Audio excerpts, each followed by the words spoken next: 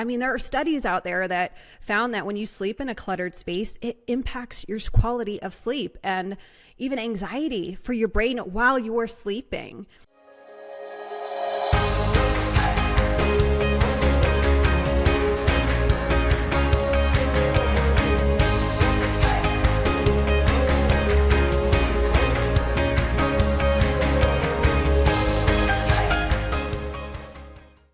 Hey, everyone. We are live.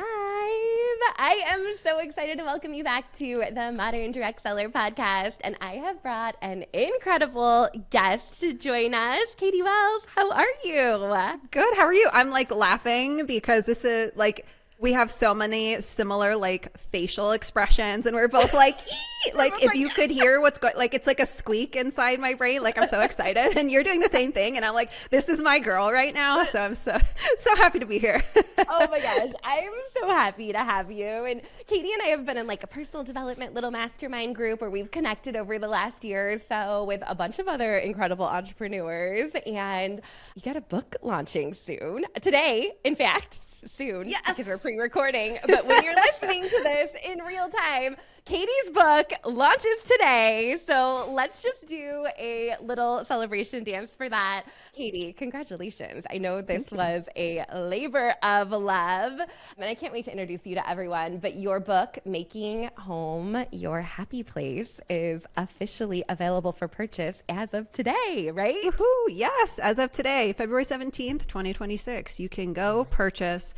And I hate to toot my own horn, but I'm gonna. Like, if you have been let down by traditional decluttering and organizing strategies, I mean, who hasn't? You will love this book. Or if you're just, if you like to organize or declutter and just want to take your results next level, this book is just incredible. It's years, almost a decade of work into this book. And it's my favorite strategies that are sustainable. They're designed for busy families, busy entrepreneurs, like busy people who don't want to waste entire weekends rainbow color coding their pantries anymore. Like we're tired of the labels. Yes, bins are helpful, all of that. But I think we're just kind of oversold these oversimplified solutions that just like my analogy is always, it's like chopping the weeds off at the ground, right? Your garden looks good for like a couple days. And then girl, when it rains, when your kids get home, when you get off work, you clock out from your desk and go into your kitchen. You're like, what happened? It looked like a tornado ripped through, like the weeds are back. So really my whole philosophy, what I call holistic decluttering, pulls that out by the roots so that the clutter doesn't constantly come back and you can move forward and make your home your happy place. That's what this is all about.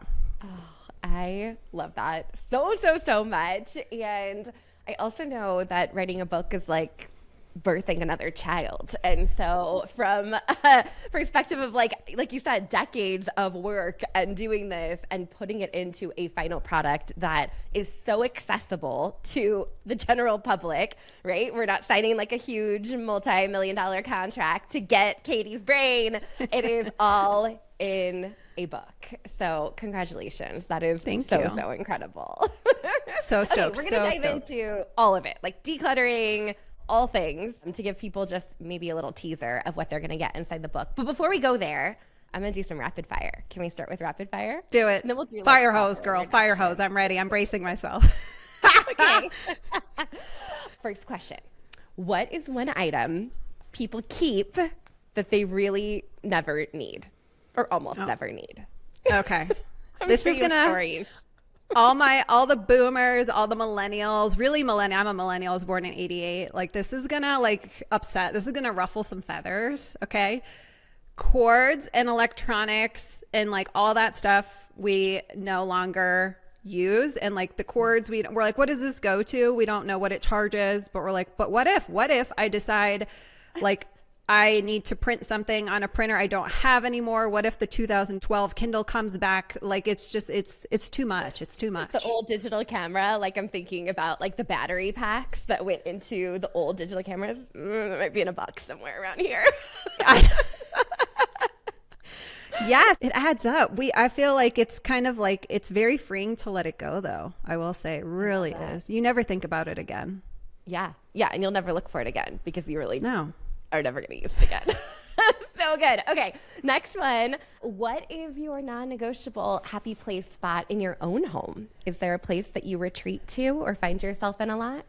Yes. Well, I mean, I love our home, and I think the different spaces in homes really have different purposes, right? And I think like from a 30,000 foot view, if you're overwhelmed with your home or want to make progress, like consider the purpose of a space or a room. And oftentimes when we feel that friction and we feel that overwhelm or stress in a room, it's because the stuff in it isn't aligning with that purpose. So for me, we spend a lot of time in our living room, like we play games, we gather, we connect, like that's the purpose. But I wouldn't say it's necessarily like my retreat. That's my bedroom. And I feel like all of us really deserve like a peaceful bedroom, right? The purpose is for rest and to restore. And I like majorly protect that. And I mean, there are studies out there that found that when you sleep in a cluttered space, it impacts your quality of sleep and even anxiety for your brain while you're sleeping. Yeah. It's because our brains can't like fully shut down when it's like, even when we're sleeping, our brain knows. Isn't that crazy? So I'm like, girl, I want my sleep. I raised 2 kids. I had the sleep deprivation. I was like, am I being tortured right now? I want my sleep now. So start there. If you're like, I need to sleep better, boom. I love that. And I do need to sleep better. It's one of my 2026 things that I am working on. And I'm so jealous. My husband he got an Apple Watch for Christmas. And now every morning he wakes up and he's like, my sleep score was a 97.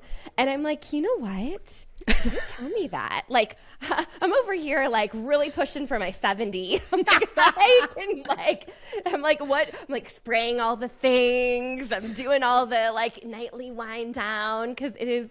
And I mean, I went through that phase of having little kids at home where I never slept. I mean, they're still at home, but they don't wake up all night now. And somehow my sleep has not gotten better since they were toddlers. So I'm going to do a sweep of my room. Do a sweep. Maybe it's the pile of books next to my bed. It's stressing me out. It very well could be.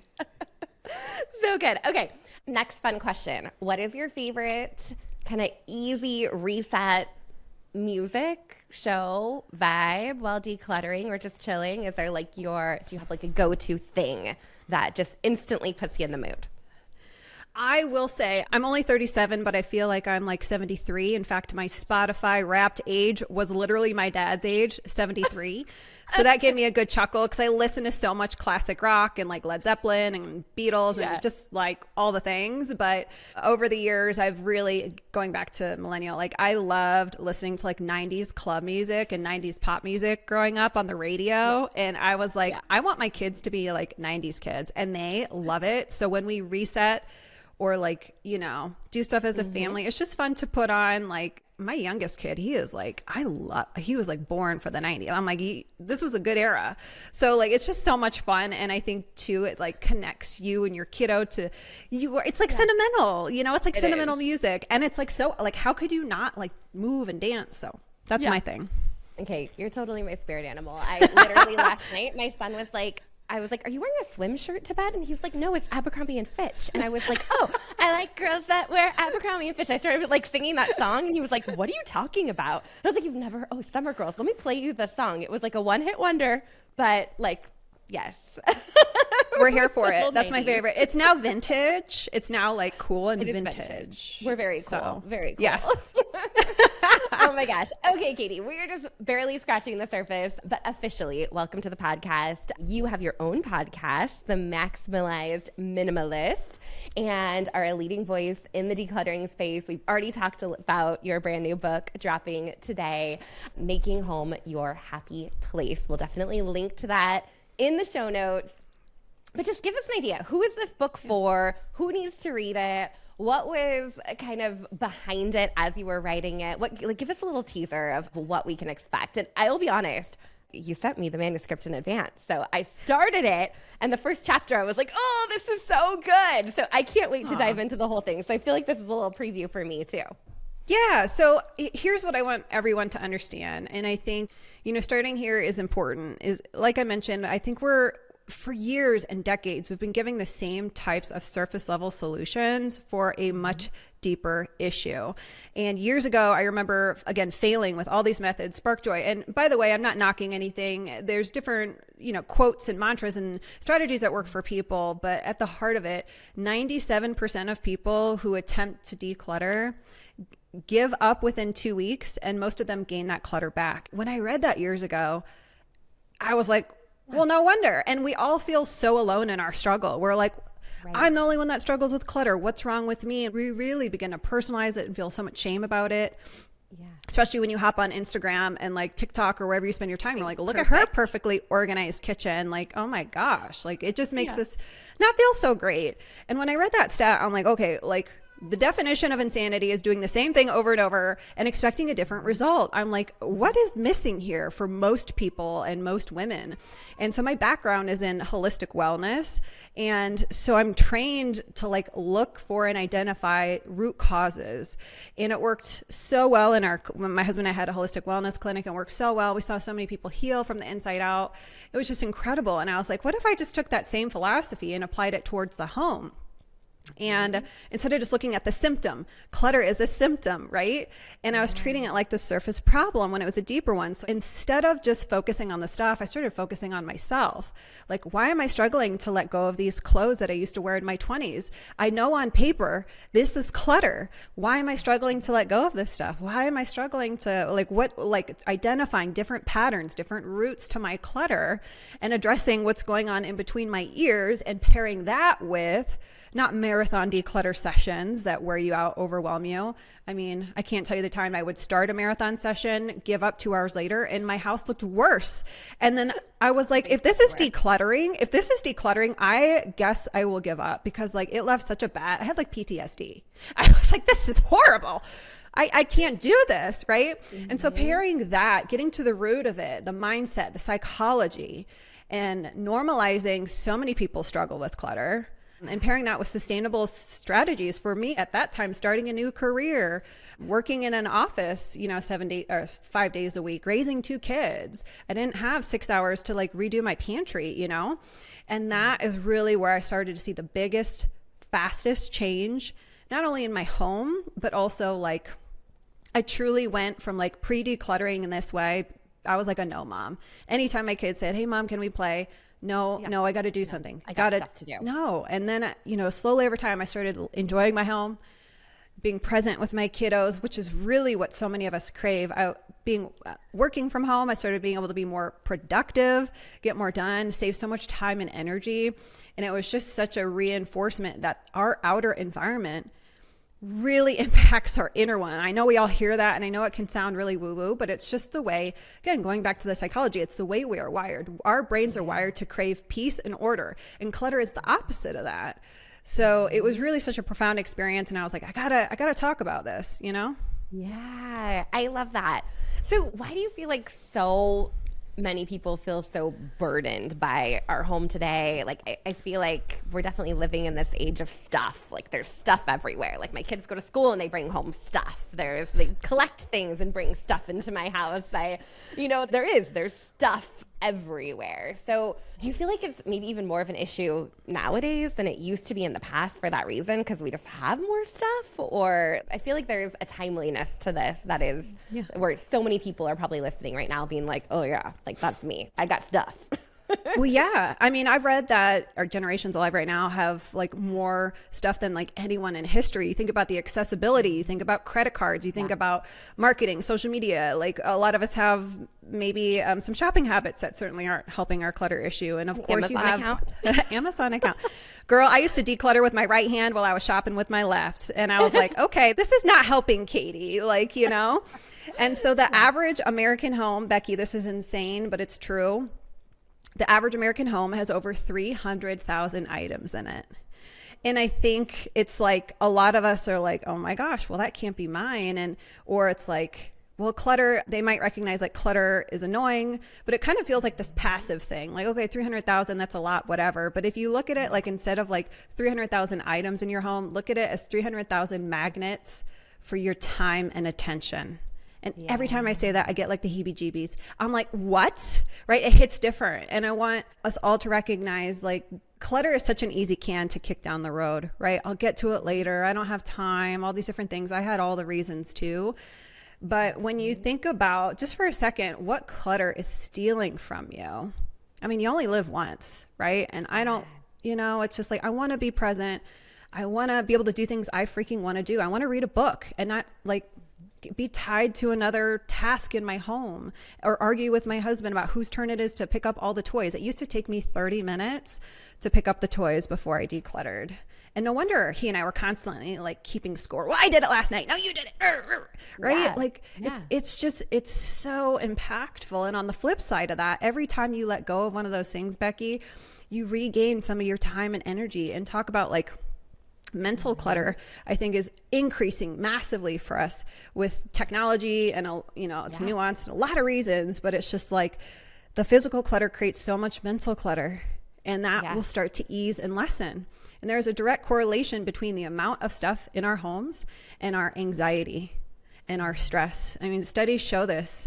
And so, it's just like, enough is enough. It's February, girl. Like maybe some of us are off the January resolution train. Get back on it. And it doesn't have to be this big, massive lifestyle overhaul like we've been taught. Like step one, pull everything out of your closet. Hello. I about like had a heart attack when I did that, like you don't have to do it that way. And so many women come to me and they're like, well, I don't have the time and it's too overwhelming. And I'm like, we need a better way, right? We need a better way.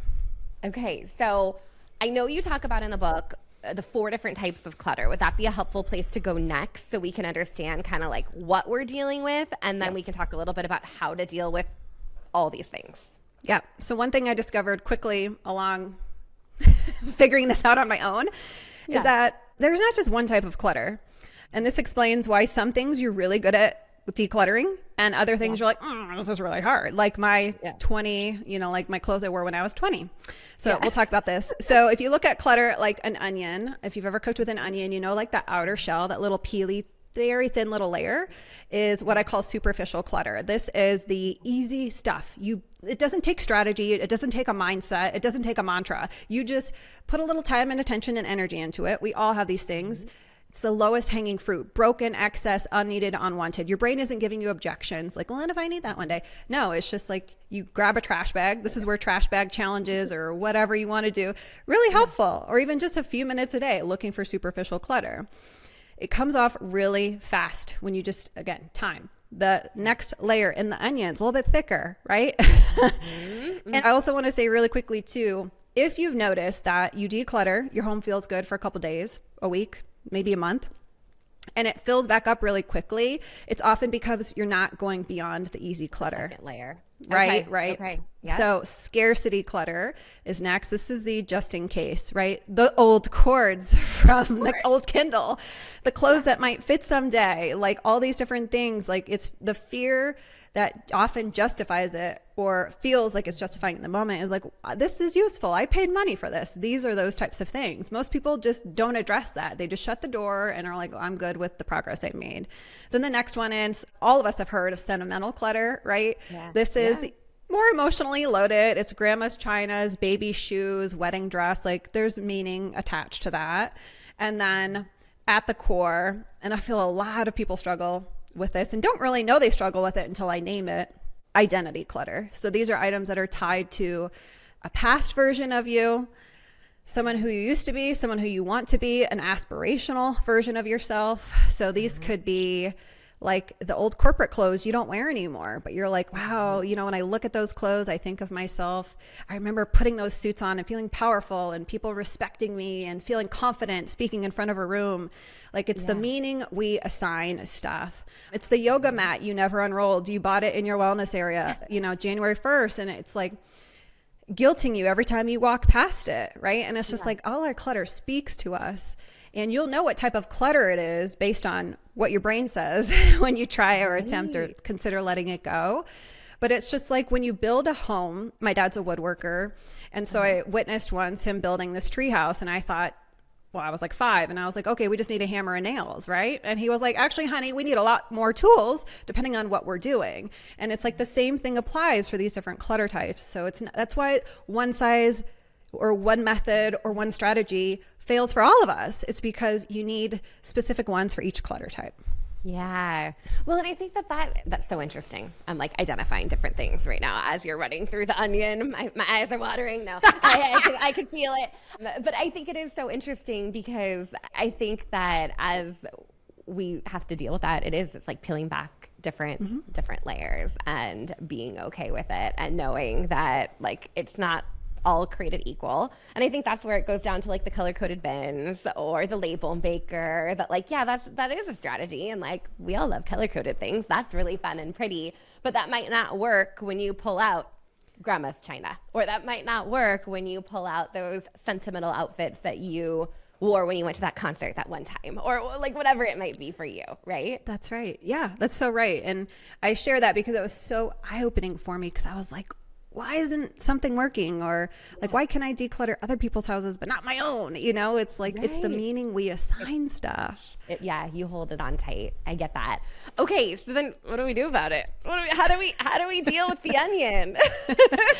Well, I will say it's nuanced, it's layered, but inside the book, each chapter, I have one chapter, if you've gotten that far, dedicated to each clutter type. Clutter. Okay. And I share super practical things as well as like mindset. And at the end of each of those chapters, there's an in reflection, because I do think that's a piece of it. I don't think you need to like have years of talk therapy to declutter and simplify your home and get through these layers of the, clutter onion.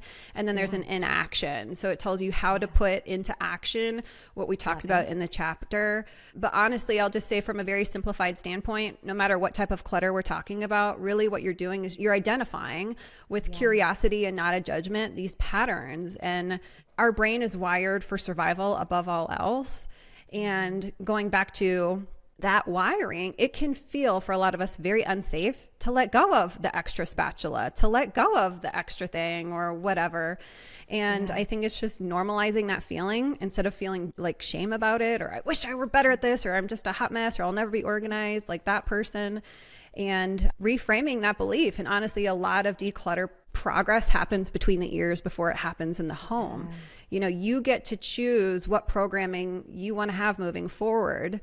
I'm a big geek over like neuroplasticity. I fully believe in it. It's just like you're forming new belief systems along the way, because if you let that old programming run you, we all know, like we're all entrepreneurs. We work on computers all day. Like if you have a cluttered computer that is running on old programming, you're going to be frustrated really fast. If your funnel ain't working, honey, if it's the checkout page is slagging for your client, you're losing money. Okay. This is what's happening in our homes. So we have to be like, what updates do I need? Yeah. Where do I need to upgrade? I love that.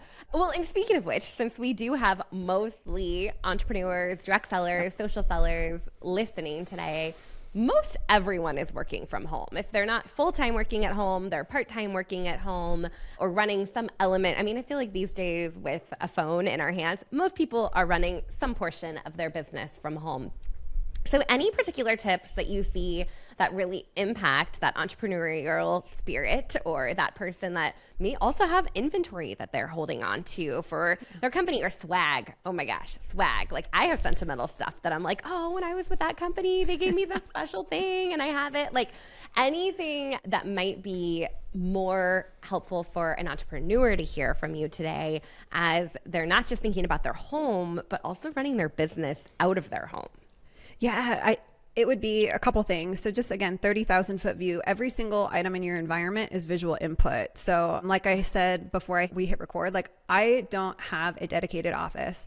I don't have an office at all in my home. My husband and I both work from home. He works from the basement. It's like not the like cutest, brightest, and I work from the kitchen table. And, anytime you have to work in shared spaces, it makes it trickier. It's still possible. But what I'm trying to say is like all those visual inputs, your brain treats each one as an open loop. I feel like I hate open loops. They really bother me. It's something to process, decide on, like, do I deal with it now, deal with it later? So if you have 100 items on your desk or your kitchen table, if you work at your kitchen table like I do, yes, you might be staring at your funnel and like changing, split testing the color of your button, whatever. But in the background, your brain is still registering all of it. Like that out of sight, out of mind is not true at all, right? It's like clutter and visual input is telling you there is something to be done. It's like screaming at you. It's like, no wonder we're exhausted. And a lot of us have a hard time focusing when there's just too much going on. So one thing I swear by are at the end of my workday, I spend 5 minutes resetting my kitchen table. I love it. So I put things where they belong instead of leaving them. So if you have a desk, right, it's like, all right, I'm going to clean up these papers or leave these few to process tomorrow, but I'm going to put my pens away. It's like resetting the space back to its baseline tidiness. So that way when you come back to work tomorrow, putting the pens away. And here's the thing, even if it's like useful stuff and stuff you need, it's still visual input. And your brain can't tell the difference between like, hey, these pens are useful and like that's clutter. It's all visual input. So think about it that way. So that's why a lot of us do this after like a meal, right? You like do the dishes, you like reset the counters, everything away. And that's because otherwise the mess tends to build and your stress levels along with it, right? So if you come back to work 2 weeks later and you've not done a reset, stuff is building, you're going to be instantly less productive because you have a lot more distractions than you did before you did your last reset. So that 5 minutes, honestly, it takes me a little bit less, has been really integral. And then just putting intention into decluttering. Like my go-to question, have I had the opportunity to use this in the last 6 months? That is my go-to question. If I've had the opportunity to use this pen, right? I've got 80 pens in front of me. Not really, but like, you know what I'm saying? Yeah. We could go, they're cute, but they're different colors, but, right? Have I had that? So asking yourself really better questions and yes or no questions instead of does this spark joy? Well, it's like, I don't freaking know. I'm trying to work. I don't know. I like all these colors. I got every color of the rainbow in front of me. Sure, they spark joy, but they're still can be overwhelming. So give yourself a guardrail, a mantra, a question. We dive into so many of those in the book. And you'd be surprised like how much better you just feel, like truly like clear desk, clear mind. Well, and I love that. And what comes to mind for me as you were talking is how often have we been like, oh, I'm like stuck on something or I can't figure this out. I'm just going to go work at a coffee shop for an hour because I got to get out of my space. And I feel like so many people can resonate with that where it's like, okay, like I got to go because this area is too much, not helping me get done what I need to get done. And I think a lot of people are kind of like, then you're going and you're buying a $6 coffee, sitting in a coffee shop with a million other people around you versus having your place in your home that you can sit down and work and feel good about it. But I think it does really hinder your creativity when you're, like you said, all these visual inputs are coming at you a million miles an hour. Yeah. Plus when you're at home, like you also are like, even if you try not to, you're like, what am I cooking for dinner tonight? Like when you're in, again, it's laundry. It's the influence of the environment you're in. When you're in a coffee shop, you're probably not thinking, well, like, what do I have to make for dinner? Or what do I need to declutter? Or like all these things. That's what, so I get the appeal and I certainly had done that in the past. But also I want to mention one other thing. I think a lot of us are sold that the end goal is this benchmark that isn't even realistic. And the end goal we're all sold is like your home should be perfect 24/7. Like it kind of like the pendulum swings so far the other direction that it's like, well, what if I want more than one pairs of shoes? What if I want more than one pen? Like, girl, you do you. Like if you like rainbow pens and you use them and they make you feel happy, like keep them. And I feel like sometimes in this space, people get really legalistic and like, well, I want to keep more or all these different things. But it's really just about keeping what aligns with you and your goals and like what you love. And the less clutter you have, the more you can really enjoy the things you keep, right? And the people in your home and the hobbies and all the things. Yeah. It really does create that freedom. Okay, now I can just kind of navigate this happy place and really enjoy the space versus always feeling like, oh, but that's looking, oh, I got to do this over there. Got to go over there, right? Oh my gosh. So good. Okay, I am so excited for your book and I want to read every single word on every single page. But if you were going to give us advice before we go today and there was just one thing that we could do this week to have more ease at home or in our workspace, what would you start with and why?